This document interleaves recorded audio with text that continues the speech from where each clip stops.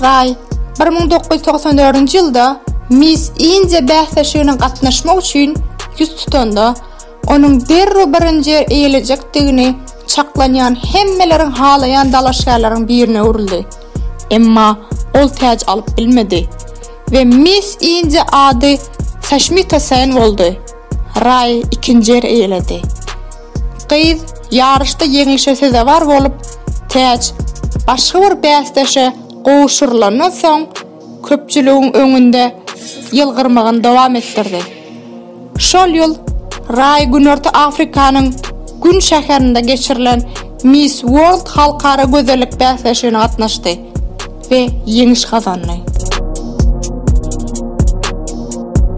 1997 ýylda Aishwarya modeller işini taşlap aktyorçuluk karýerasyna gitmek kararyna geldi.